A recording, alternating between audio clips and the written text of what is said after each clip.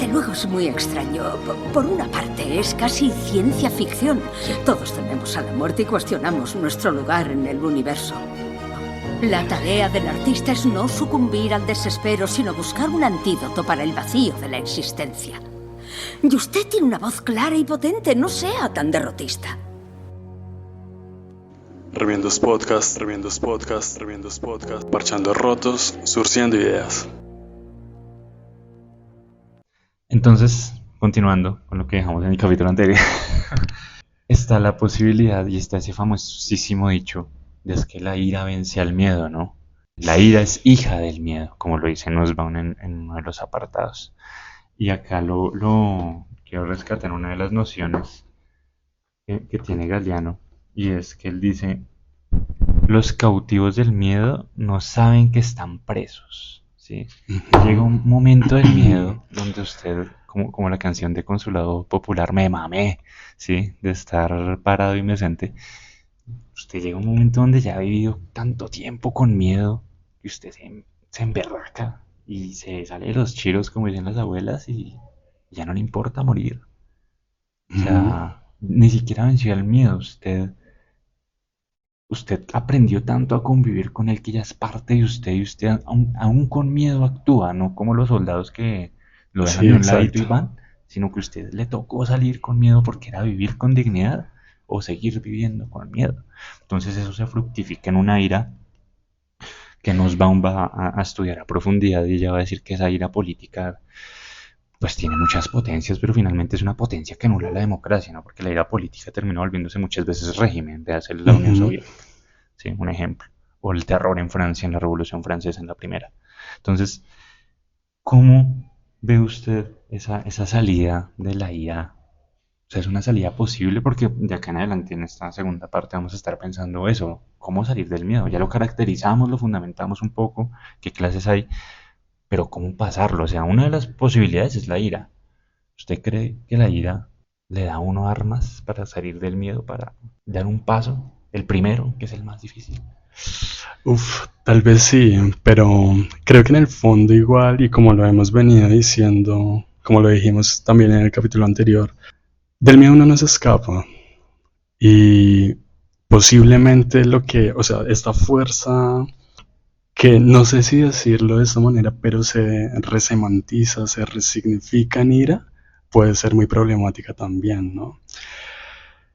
Puede funcionar respecto de pronto a algunos, acontecimientos políticos sobre todo, pero en un sentido, digamos, subjetivo, como lo postuló usted antes, frente a ese miedo que solo siento yo y lo resignifico, lo resemantizo en ira, pues agarraría unas problemáticas, o sea, un montón de problemas que no sé si me liberen o me encadenen más a ese sentir, que pues en el fondo creo que la liberación sería como resemantizarlo hacia un aspecto más positivo, entre comillas. Planteemos una situación. Yo desafortunadamente en algún momento conocí ese caso, no voy a decir en qué contexto, pero pues está la situación, ¿no? De persona menor de edad, digamos, es acosada por un familiar, hombre mayor de edad, ya mayor, es acosada de varias maneras.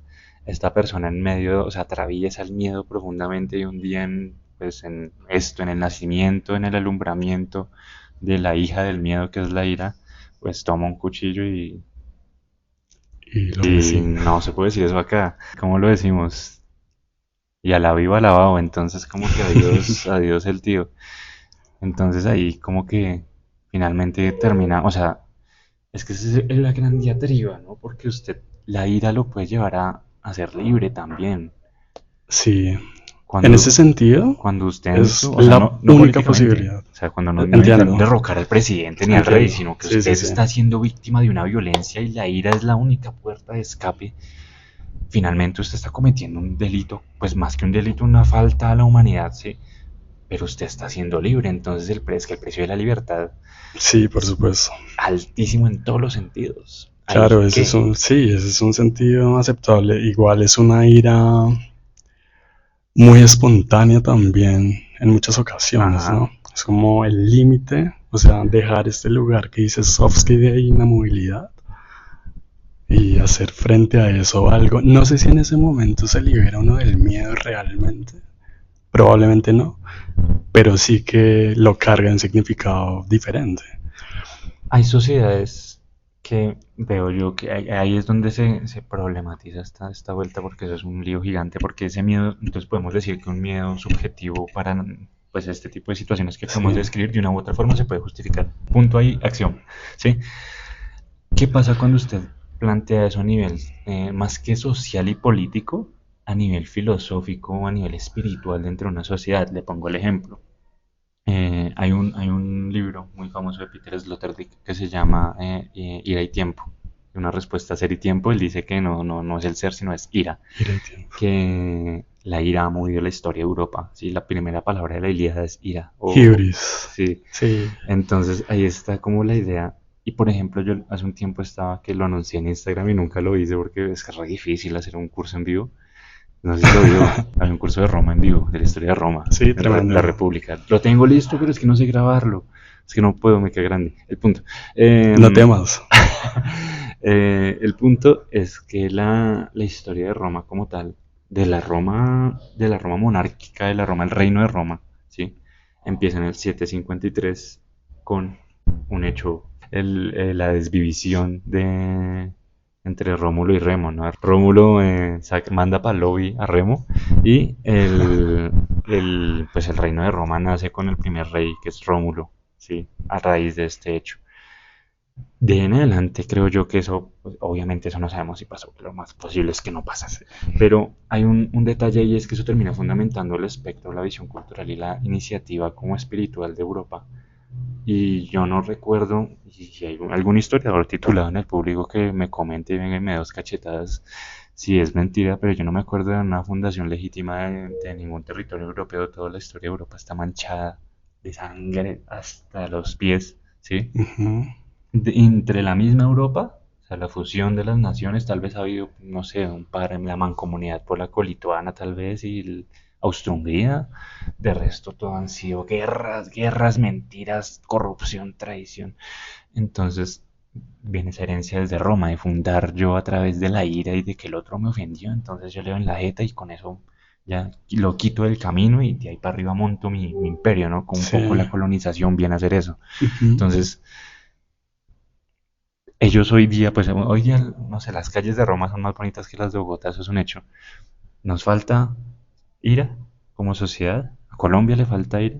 La ira de Colombia está concentrada contra sí misma y por eso hay un conflicto interno. Sí, igual es un tema en Colombia es un tema de territorialidad. Es un tema de territorio, ¿no? Es un, es un, se me fue el sustantivo. Pero sí es un problema de territorio, ¿no? Y es un poco parecido al planteamiento que usted hace. Colombia creo que, por ejemplo, remontándonos a lo que decíamos antes sobre las FARC, todo tiene que ver con el espacio que se va a ocupar, ¿no? Y un poco con el poder que se ejerce sobre ese espacio. Creo que incluso antes de Roma, o bueno, para usar otra de las historias que de la fundación de Roma es el caso de Eneas, ¿no? Desplazamiento. En Colombia ha pasado un montón también eso, una fundación territorial entre unos y entre otros por exceso de ira, por exceso de poder, ¿no? Pero es que la ira no solo la ejerce el temeroso. Aquiles, ahorita que mencionabas a Lilia, la cólera, la ira de Aquiles no parte del miedo.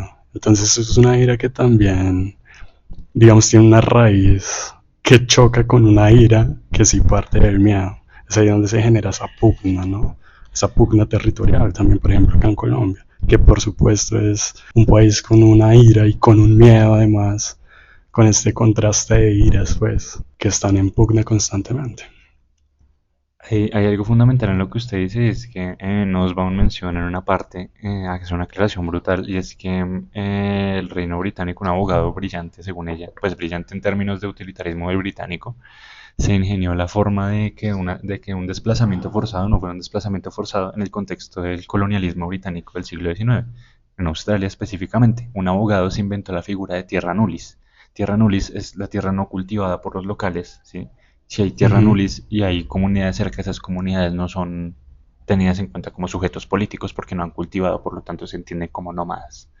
No sé si se Ok, entendió, o sea, si hay unos indígenas cerca de la montaña y ellos no cultivan la montaña, entonces políticamente Inglaterra dijo como, ah, bueno, como no la están cultivando, a lo mejor son nómadas, se van a ir, por lo tanto eso es tierra de nadie, ok. ¿sí? Tierra nullis significa tierra de nadie. Entonces los británicos dijeron, no, pues toda Australia es tierra nullis, porque los indígenas no, pues no cultivaban, sino tenían un sistema agronómico dentro del territorio. Ellos tenían otras formas de subsistencia, ¿sí? Tenían la caza, tenían la pesca, tenían, ¿sí? El canibalismo. Además, entonces eran comunidades finalmente muy pequeñas, no necesitaban un gran sistema de territorio agrícola, ¿sí? Entonces no necesitaban una subsistencia mayor, no eran indígenas finalmente, ¿sí? No estaban en esos sistemas, en esas líneas occidentales. Entonces Inglaterra queda en una figura legalista, no legítima, legalista, declara Australia tierra nullis y la invade y desplaza a los indígenas hasta desiertos prácticamente y pues se mueren, claro, obvio. Lo mismo se va a hacer, por ejemplo, con el final de hacer ¿cómo es que se llama? El USA Track, creo que se llama, el Seattle Track, la línea de tren que atraviesa toda Estados Unidos de lado a lado. Ok. Eso lo hicieron un montón de chinos, ¿sí? Que llevaron a engañados allá en varias empresas de esas del siglo XIX que eran todas hechizas, todas ahí de cartón. Entonces ellos hicieron eso y con las comunidades indígenas hacían eso. Digamos que hay una comunidad indígena en el desierto del norte de Texas, ah, no, tierra nulis, chao, y los desplazan y eso se vuelve el sendero de las lágrimas que los lleva allá hacia a la frontera con Canadá. Entonces ahí hay otra posibilidad de eso, ¿no? De ese mover al otro a través de mi poder del discurso, ¿no? A través ya no con la ira, sino con la anulación. Esa puede ser otra salida al miedo cuando yo digo, usted ya no me, o sea, yo ya no le temo. Y lo miro a los ojos y le digo, yo a usted ya no le temo. Pero Eso es digamos, igual de potente que la ira, digamos, anular al otro existencialmente. de hecho, eso para mí es mucho más violento. Ahí está. Porque no hay, creo que una de las condiciones humanas otra vez es el factor de reconocimiento y está Ajá. completamente nula, ¿no? O sea, en ese sentido, excede. Ah, Ujú. porque pues la ira, digamos, en esta resemantización, miedo, ira, esta tensión, reconoce al otro. Cuando usted Claro. mira al otro a los ojos y lo anula, es un gesto excesivamente violento. Violento y, no sé, No tiene de una nombre. denigración, no tiene nombre, efectivamente. Creo que es, bueno, no sé si es una reacción de la ira, del miedo, perdón, ese gesto. Es más como una reacción, acción del poder. Ahí está el tema, ¿no? Que es o sea, en el espectro de ira está totalmente al otro lado, ¿no? Sí, Cuando uno ya no le tiene miedo a nadie, ahí sí lo puede mirar y decirle, usted para mí no significa absolutamente no, nada, claro. menos que cero, y una hormiga tiene muchísimo más valor y dignidad que usted. Entonces, ahí está el detalle. Esa puede ser una salida alterna a la ira. No estoy diciendo que que las víctimas de Auschwitz pues miraran al victimario a los ojos y le dijeran ya no me duele, pa, y el tiro. Pues no, o sea, sí, o sea, sé que en términos materiales no funciona. Pero lo que, de nuevo, estamos hablando en términos teóricos sobre este concepto para ver que el concepto pues, le falta remendar si no está tan completo como se piensa. No solo la ira se puede, tal vez esto también, ¿no? Anular al otro existencialmente. Y Sí, ahí va otra salida de la ira que le quiero preguntar. Y es que la, mm, la señora Judith Butler, en un libro maravilloso editado en Taurus, Sin Miedo, ¿no? Tiene un subtítulo largo, no me acuerdo. Dato curioso, y vi la película con el récord Guinness con el título más largo. Es de una señora que se llama Lina Vermüller. Y curiosamente ella también tiene un nombre re largo. Bueno, ¿cómo se llama la película? uy, no me acuerdo. Está en italiano. El punto. Sin miedo, Judith Butler se propone a través de 4 o 5 ensayos revisar la idea de cómo salir del miedo, ¿no? Políticamente hablando, un poco lo que es. ¿Rescata usted algo de ese ensayo? Que ya nos habla un poco de la risa. Creo que, digamos, lo que más me quedó del ensayo, que no tuve la oportunidad de leer los cinco, si no me enfoqué en uno, tiene que ver con el no abandono del miedo. De hecho, el título del libro es Sin Miedo, pero ella constantemente reafirma la imposibilidad de hacerse un factor externo a este miedo, ¿no? Y dice cómo se opera una resistencia con conciencia de este miedo, ¿no? ¿Cuál es la forma en la que uno puede combatirlo? Respecto a la risa, no recuerdo haber leído algo, pero la risa es incluso una de las reacciones del miedo en facto, ¿no? Esa risa nerviosa que llaman. Entonces creo que es una forma casi inconsciente de combatirlo y puede ser muy poderosa cuando se hace. Y ahí viene, por ejemplo, otro de los miedos más, dirían, ancestrales, rituales, que es el miedo a estas cosas que lo exceden a uno en comprensión, ¿no? El miedo a lo paranormal, otra vez el miedo a la muerte, el miedo o a la no muerte. Eso es muy, muy paradójico, ¿no? Que uno le tenga miedo a, por ejemplo, no sé, hay gente que no puede ver un fallecido, digamos, un cuerpo desvivido, pero en el inconsciente colectivo, en la cultura popular y en el cine hay muchísimo más miedo a un zombie, que es todo lo contrario a un muerto, ¿no? Entonces es rarísimo. Pero bueno, eso no... Por lo contradictorio que es, un muerto vivo. Exactamente, entonces hay un detalle ahí que, hablando un poco de estos temas en la cultura popular y demás, y es que hay un elemento en Harry Potter y el prisionero de Azkaban, no sé si ya lo tengo un poco en mente a raíz de esto del miedo, que lo trae a las clases de defensa contra las artes oscuras del profesor Remus Lupin. Grande, un saludo para Remus de El Bogart. El Bogart, Sí, sí, sí. maravilloso. A mí todos los elementos de Harry Potter conceptualmente se me hacen brutales, como el espejo de Oeset. Yo alguna vez se lo comenté, Sí, que es también. Oeset es deseo al revés y uno ve lo que quiere, pero no se pierde, dice Dumbledore ahí, no se pierde en las tinieblas. Pero volviendo al Bogart, esta cuestión de que uno ve el armario, es un armario, para los que no han visto las películas, es un armario, y el armario sale lo que más miedo le causa a uno. Entonces uno tiene que pensar en lo que más miedo le causa, esa cosa sale y uno le lanza un hechizo. ¿Se acuerda usted del hechizo? Ridículos. Ridículos. Claro. Entonces, teóricamente, esta obra literaria, cinematográfica y demás redefine el curso de... que en es que esa película trata profundamente los miedos de Harry, ¿no? Sí, En las claro. otras Harry no es consciente de que tiene miedo, se siente muy héroe porque pues desciende un linaje de magos que vencieron al innombrable, pero ahí descubre que él también es sujeto susceptible de daño, ¿no? Por lo que le pasa al principio de la película, de ahí que al principio esté lo de los dementores, ¿no? El dementor me puede afectar, entonces yo sí soy afectable, yo no soy de piedra, pues. Entonces ahí yo creo que eso es un poco el desarrollo filosófico que le quiere dar el señor Cuarón, creo que es. Esa es la dirección mexicana. Mira, pero la idea es muy potente. Entonces ahí está el detalle, como que es eso, tocar el miedo a través de un hechizo, y el hechizo no es aniquilar a la criatura, sino transformarla en algo que ya no me dé miedo. Resignificar. Resemantizar el miedo, ¿sí? Sí, Que nace claro. ante mí, que nace de mí, ¿no? Pero entonces usted en el mundo real, ¿cómo le dice, por ejemplo, a alguien que fue víctima, ¿sí?, de una violencia, que se pare al frente de su victimario? Y ridículos, y pues cómo. Sí, ¿Ahí por qué? supuesto, no. Alguien que fue víctima de violencia, más militar en el ejército o algo así, ¿usted cómo le dice que se para al frente de un batallón de 3 soldados y ridículos? ¿Ahí qué? Para Sofsky eso es imposible, ¿no? O sea, la Pues marca unas está. brechas del miedo, ¿no? Otra, Nos sí, va lo terapéutico, soft skill, lo absoluto, galeano, lo lo reactivo. social y económico. Pero creo que en ese sentido, o sea, que se pueda trabajar frente a eso es lo único posible, más no que se superen. Creo que hacer ridículo algo después de un evento traumático es ridículo per se. Creo que sería Ok, ok. porque no da cabida. O sea, tal vez desde una perspectiva ajena a la víctima se puede hacer, pero la resignificación, ridiculizarla sería muy complicado. Pero me parece interesante la figura del Bogart que traes a colación, porque es verdad, eso es una de las formas de hacer frente y yo la considero como algo más reactivo inmediato. Es como una reacción. Ahorita hablábamos de la parálisis o de aquella persona que corre o de aquella persona que en efecto no teme a nada, según ella. Pero la risa es un efecto tan inmediato. Un poco esta novela de Stephen King, It, tiene que ver con eso, Ahí con juega con el evitar el concepto. miedo. Ajá. Exacto. Evita el miedo, no sientas miedo, ridiculiza el miedo. Que es casi contra, no sé si existe contraconceptual, ¿no? Que el miedo sea un payaso.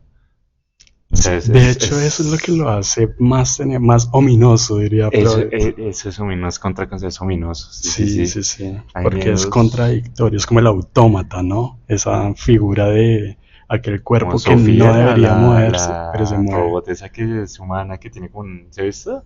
No, no Que sé. tiene, sí, la de robot Sofía creo que se llama. Que es una robot humanoide que ya como que da respuestas y entrevistas y todo y la alimenta Sí, con inteligencia artificial, es una locura. Y uno dice como, ya es demasiado claro, humano, o sea, es una transgresión exactamente. extraña, es excesiva y tiende más en términos de otro gran pensador que he estado revisando últimamente, que es Bataille, tiende más al terror, ¿no? A lo terrorífico, esa figura Uy, ominosa que se presenta, es una que buena es distinción. excesiva. ¿Cómo distinguiría usted lo que causa miedo, lo que causa terror? Muy someramente claro porque yo no le digo ni leo detalles ni el episodio puede, porque si ahí empieza otro episodio y nos vamos. El terror, bueno, pues según Bataille es un exceso de transgresión que tiene mucho que ver con lo que uno concibe ya como normal, ¿no? Obviamente él lo hace con una especie de distinción respecto a lo erótico. Lo erótico es un evento transgresor, tal cual lo terrorífico, ¿no? El miedo, pues, en ese sentido, el miedo es como más una especie de, es que no quiero usar la palabra, pero de factor natural, ¿no? Ujú, Y que lo mencionamos al principio, como empezamos el capítulo anterior, sobre este mar que está inserto en uno. ujú. El terror es aquello que está completamente por fuera, es completamente transgresor a lo que usted concibe, a lo que es su realidad, a lo que usted cree que debe ser también, porque hay mucho de ontología en eso de cómo se presenta, qué se debe presentar, qué es lo normal. Hablamos del autómata del payaso terrorífico. De ahí, por ejemplo, que políticamente, o sea, un gobierno no habla del gobierno sufrió un ataque de miedo político, no, el gobierno habla, nos hicieron terrorismo.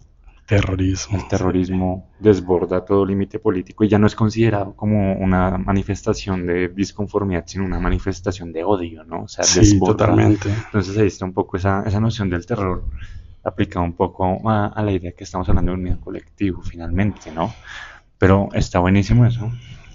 Y yo quisiera conectarlo, pues más que conectarlo, lanzar dos enunciados y un poco también ya para comenzar a cerrar. Y es que el miedo, la gran pregunta del episodio, ¿no? Usted, por ejemplo, pues puede intentar vencerlo, ¿no? Como dicen, puede intentar superarlo, resignificarlo, ridiculizarlo, lo estamos como tratando de pensar. Pero, ¿qué pasa cuando no sé, hay quien dice, y pues acá sí nos vamos a poner re polémicos, hay quien dice, por ejemplo, que, y yo he escuchado a mucha gente que en momentos de angustia rezar, ¿no?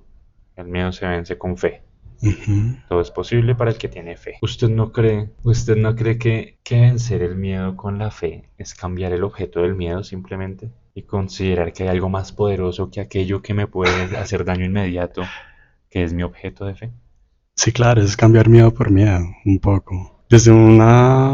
Digamos, desde una visión religiosa, la fe tiende con la temeridad, ¿no? Incluso la fe es uno de los primeros mecanismos de control, y hablo desde el mito, por ejemplo. Entonces, qué sé yo, caían rayos, tempestades, fenómenos naturales imposibles de ser comprendidos, de ser aprendidos.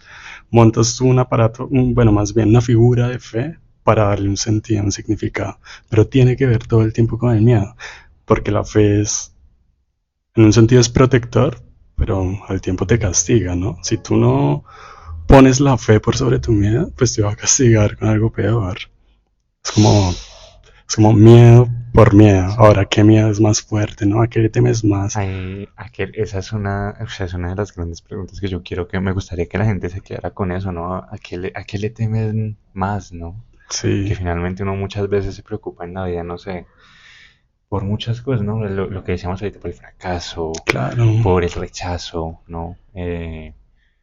Por la inoperancia, ¿no? Por no estoy La, haciendo suficiente, la incertidumbre la creo que es uno de los grandes incertidumbre, temores.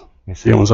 hablando y eso es un tema que en lo personal me interesa mucho, esa necesidad de velar el miedo, ¿no? De no reconocerse vulnerable ante el otro, sobre De todo. no volver a ser ese bebé que no puede alcanzar sí, lo que quiere, lo que desea con ansia. Pero no, hay un velamiento, me parece que actualmente eso es uno de los fenómenos más comunes. Hay una especie de, que lo hablábamos antes de empezar el ejercicio, el episodio, de necesidad de analgésicos, ¿no? Entonces tenemos que estar enajenados un poco frente a lo que se siente. Pero sí, aunque esto no es un analgésico propiamente. Ojalá. Eso es una puerta para encontrar los miedos. Pero sí, creo que un poco eso, ¿no? Hoy en día, y empezamos el episodio anterior también, yo lo empezaba con algo de temeridad, de miedo, de reconocimiento, de que se le teme a muchas cosas antes de velar, ¿no? De decir, no, pues realmente no le temo a nada, el fracaso para mí no es fracaso. Creo que en el fondo siempre uno está atravesado por esa posibilidad de miedo, por ese miedo con el que uno se encuentra. Decía Chester Bennington en una entrevista, para mí es tenebroso estar conmigo dentro de mi cabeza. Ush. Y uno cómo hace frente a eso, cómo lo resignifica, qué posibilidades hay de hacer resistencia, ¿no? Y si sí las hay, en definitiva. O si uno vive con miedo. Yo creo que ahí podemos contestar un poco a la luz de la hermenéutica, un tema también que hemos estado charlando, ¿sí? Y es que el señor Hans Georg Gadamer nos dice que uno cuando a pocas palabras, ¿cómo era? A buen entendedor, pocas palabras, ¿sí? Lo que él dice así someramente es, si usted cree que ya entendió algo en la vida, usted es un pobre estúpido, es porque usted no entendió nada. Sígalo pensándolo, verá que no ha entendido mucho. Sí. Entonces vemos ahí que un poco se confirma la tesis a través del miedo. Cuando uno dice, no, yo sé a lo que temo, yo conozco mis límites y todo, no. Hay una especie de soberbia, ¿no? Exacto, si usted cree que teme eso, y si usted lo conoce muy bien, pues tal vez de otros 2 pasos se adentra, se da cuenta que no le teme tanto y que hay otras cosas aún que más grandes e impetuosas que le pueden generar aún un más profundo temor, ¿no? Sí. Entonces yo creo que ese decir, yo ya entendí mis miedos, ya me entendí, que es la antítesis de Chester Bennington, que admite que no se ha entendido un poquito, es eso, ¿no? Es entrar en esa actitud soberbia y necia de yo ya me entendí, yo conozco mis miedos. Yo creo que eso de una u otra forma también nos bloquea, ¿no? Es decir, no, es que eso, yo sé que me da miedo, no sé, andar en moto. Pues eso te bloquea y pues si tratas de pensarlo un poco más, ¿por qué le temes y demás? No temas. Pues te subes a la moto y ves que no hay tal vez mucho que temer, o sí, pero no lo puedes saber hasta que no lo vuelvas un proceso hermenéutico, hasta que no lo recomprendas, claro, no lo abarques nuevamente y lo experimentes, hasta que la verdad de ese suceso no te someta, ¿sí?, enteramente a nivel de comprensión y tú lo aprendas o él te aprenda a ti. Sí, entonces, aunque no es nada fácil, ¿no? Llegar al punto de hacer un análisis riguroso. Es casi una especie de desdoblamiento, de conciencia sobre cómo soy yo en un estado de miedo, cómo me comporto. Eso es un ejercicio complicadísimo. Es por eso que, bueno, acá hay episodios para 2 semanas, pero próximamente, tal vez en el mes de octubre, tal vez para Spooky Season, tal vez para adornar la temática de octubre, vamos a estar hablando, porque esto claramente es con ese motivo. El tema que sigue a esto es el valor. Estaremos hablando del laques, estaremos hablando de la valentía, de si ser valioso es lo mismo que ser valiente. Hay muchos matices del valor. Yo me pegué un viajezazo hasta la Luis Ángel y un compañero de acá, el anterior invitado, Douglas, sacó un libro que estaba ya solo porque yo se lo pedí. Un aplauso para Douglas, gente, por favor. Que se llama, es un texto de George Moore, el de la prueba de la existencia de las cosas, famosísimo en filosofía analítica. Él tiene un ensayo que se llama El valor intrínseco de las cosas. Entonces vamos a ver si el valor intrínseco de las cosas subyace a un valor en cuanto a valentía, pues, porque todo tiene la misma raíz, en algún punto se debe conectar. Entonces vamos a estar resolviendo todas las preguntas que quedaron acá a la luz del miedo, a la luz de las reflexiones del señor Mateo López y su camiseta de dudosa procedencia. Vamos a estar resolviendo todo ese tipo de situaciones en lo que sigue en el próximo capítulo. Entonces sigan escuchando Remiendos y dígalo, por favor. Remiendos Podcast, parchando rotos, surciendo ideas. Exactamente, y recuerden que también no hay que temer, no temas, hermano. Exactamente, no teman, muchachos, muchachas. O teman mucho y teman con conciencia. Y teman, nunca Y piensen. resistan a su temeridad. Resistan, como dijo Mario Mendoza, leer es resistir, lean, teman, no teman, remienden, surzan. Pero hagan algo, muchachos, háganlo y cuando crean que ya saben hacerlo, vuelvan a empezar porque no saben. Gadamer les ha dicho que ustedes no saben nada. Entonces, para eso es esto, para seguir remendando, para seguir pensando. Muchas veces uno en esos grupos de integración, no, uno a pintar cerámicas con desconocidos en Chapinero y es como, bueno, ¿a qué le temen ustedes? A las arañas, a ahogarme. No, hablemos del miedo así con pantalones y hablemos de... Aunque eso es miedo, no hay que descargarlo de mérito. No hay que quitarle mérito, pero pensemos que si eso nos da miedo, pues hay cosas que nos pueden dar más miedo. Y tal vez no las desconocemos. Entonces, por ejemplo, no sé, el miedo a mí me da profundo, para cerrar, confesemos dos miedos así grandes. A mí me causa un profundo temor, si es que hay gente que sigue escuchando, no poder amar enteramente, o sea, con absoluta entrega, como dicen los poemas de Quevedo. Eso es uno de los síntomas del desamor también, ¿no? No solo como la pérdida del amor, sino de la imposibilidad del amor. Sí, de la anulación de la posibilidad de ser con alguien más. Ese me parece un gran abismo. Yo estaba pensando en un poco trayendo a colación uno de los temas que tocábamos por ahí, de todos esos que quedan así como a la deriva, sobre este miedo que se invisibiliza, ¿no? Entonces, uno ya no puede reconocer cuál es el verdugo, qué es lo que lo está llevando al límite para que usted sienta lo que está sintiendo cuando sabe que es miedo. Es un poco de la difuminación, ese verdugo se ha hecho fantasma, la incertidumbre. Muy victoriano, muy brontesiano, ¿no? Me parece muy contemporáneo. Me parece muy estéticamente, me parece muy de Bront, muy de Cumbres Borrascosas. Ese salir de la casa y solo ver bruma y páramo y no saber quién se esconde en esa bruma y que finalmente no se esconda nada o que sí se esconda. No reconocer que le está produciendo uno los síntomas, ¿no? Exactamente. A usted le entra un miedo, es como una necesidad. Presentimiento que llaman. Tal vez. Una urgencia. ¿Dónde está? ¿Qué me está dominando de esa manera?